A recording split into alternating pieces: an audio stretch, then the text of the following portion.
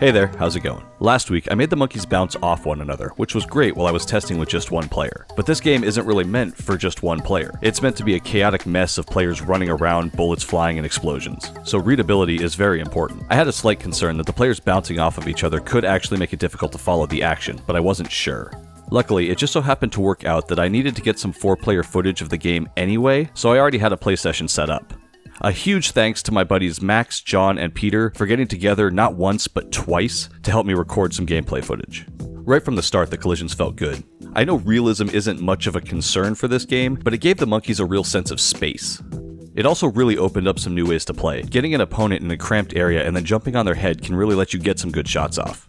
And in the right circumstances, you can even bump another player into the spikes to make sure that you win. It definitely made our matches more exciting and added an element that I think was missing when the monkeys could overlap. And I think it really fits the game ethos overall. Remember, this game is the last monkey standing. The winner is not the one that gets the most kills, it's not the one that deals the most damage, although we do acknowledge that. The winner is the one player that makes it to the end. I like to see the game kind of progress in two phases. The first 30 seconds are kind of like a qualifying round to get you into the final. During that time, nothing will kill you instantly, but if you get careless, you can die. But once the timer hits 0, now everything's for real. The spikes are here, and the play space starts to get smaller. With the spikes being a one-hit kill, you have to make sure that you avoid them while still not taking enough damage to be killed by your opponents. Before, you would have situations where the players would be occupying the same space in the center of the screen, which really could get confusing if you were the monkey that was being overlapped. And it also had a side effect of causing the players to kind of just sit there to try and avoid getting hit by the spikes, but they really couldn't hurt each other either. Now, you have more of a battle where if you make the wrong move, you can get flung into an unfortunate position. And while we're talking about the play area closing in with the spikes, I got a few comments about them not feeling imposing enough. And you know, now that you mention it, yeah, they really don't.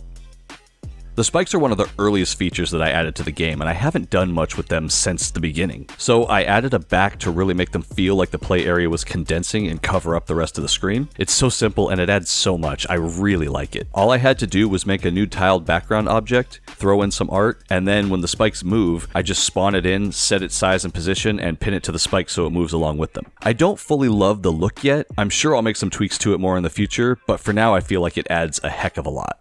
And the last change I made this week was to some weapon balancing. In the first playtest we had, it was expressed to me that the shotgun kind of felt useless. Nobody felt it was worth picking up, so if they did get stuck with the shotgun, they immediately tried to find another gun. I haven't tweaked the weapon stats for a good while, so I figured it might be about time. Listening to the feedback I got from the players, I increased the distance of the shotgun's bullets, as well as added some more pellets to the blast and increased the spread. This seemed to really help. After testing again, everyone seemed to feel much better about it.